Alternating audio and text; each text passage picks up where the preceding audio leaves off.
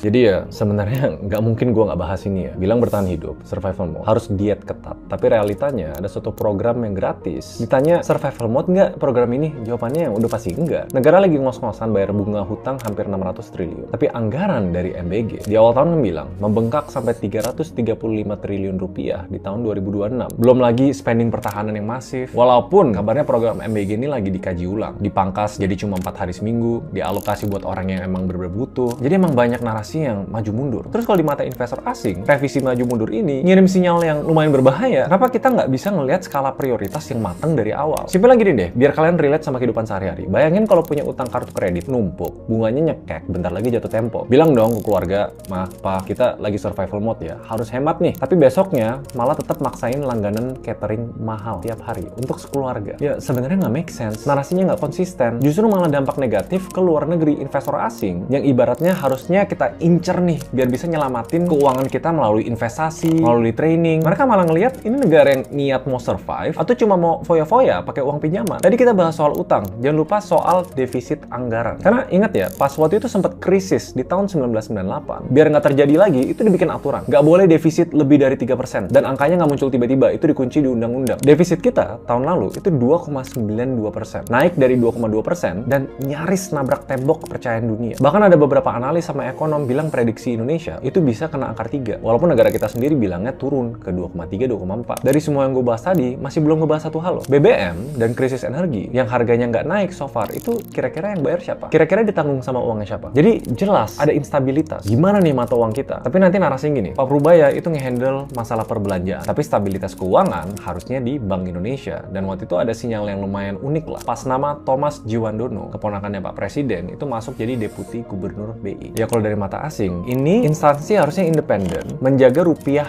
untuk negara. Atau jangan-jangan bakal dipaksa buat kerja untuk presiden. Yaitu lewat skema yang namanya burden sharing, bagi beban. Yang formatnya bisa aja buat ngedanain program-program pemerintah yang mahal. Dan yang seharusnya senjata utama buat ngejaga stabilitas mata uang kita, jadi nggak ada dong. Investor jadi takut ambil resiko. Dari tahun lalu aja, asing tuh udah jual bersih obligasi kita, nilainya 6,4 miliar dolar. Jadi gua agak takut nih, kombinasi manajemen belanja yang royal, tapi duitnya nggak ada dan utangnya membengkak, dan BI yang harus tugasnya fokus ngejagain rupiah kita, fokusnya jadi kemana-mana. Efeknya apa? 17.000 ini. Nanti ada yang bilang, ya itu urusannya dompet pemerintah. Mereka mau belanja apa, utang dari mana ya urusan mereka. Rupiah naik, dolar naik, emang ngaruh buat gua? Ya, inilah efek brutal dari rupiah kita.